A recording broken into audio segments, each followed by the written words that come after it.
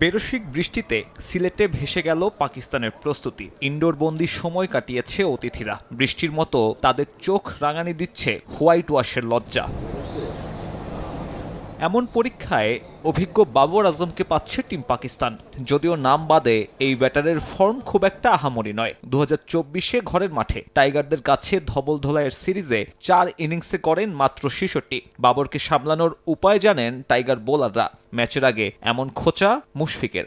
আমরা যখন 2টা ম্যাচ পাকিস্তানে গিয়ে হারিয়েছিলাম, সেও ছিলেন এবং সেটা 2টা টেস্টই খেলেছে, তারপরও তারা হেরে গিয়েছিল আমাদের সাথে। তো আমাদের অবভিয়াসলি জানি আমরা কোথায় তাকে ওই রকম করে অ্যাটাক করতে হবে বা কোথায় কিভাবে প্ল্যান আছে, সেটা সব এক্সিকিউট যদি ইনশাল্লাহ হয়, ডেফিনেটলি আমি মনে করি যে আমরা তাকেও চাপে ফেলতে পারবো এবং পুরো টিমকেও চাপে ফেলতে পারবো। বাবরের জায়গায় খেলা আব্দুল্লাহ ফজল চমক দেখিয়েছেন মিরপুর টেস্টে। অভিষেকেই জোড়া 50। তাই সিলেটে পাকিস্তানের একাদশ কেমন হবে তা নিয়ে প্রশ্ন ওঠে দলটার সংবাদ সম্মেলনে। পাক কোচ অবশ্য খোলাসা করেননি কিছুই। শিষ্যদের পরামর্শ ধারাবাহিকতার।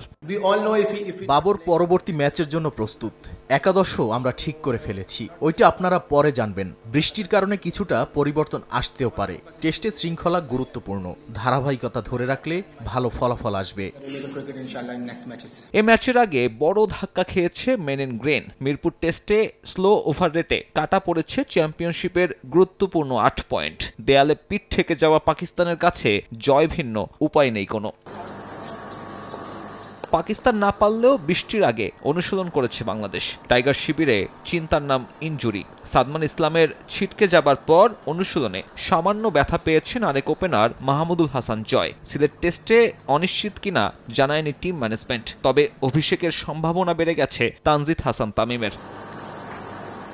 ওপেনিং পজিশনে তাই জয় তামিম নাকি তামিম জাকির জুটি, সেটাই এখন প্রশ্ন। পেস ইউনিটেও আসতে পারে বদল। ওয়ার্কলোড ম্যানেজমেন্টের অংশ হিসেবে সুযোগ পেতে পারেন শরীফুল।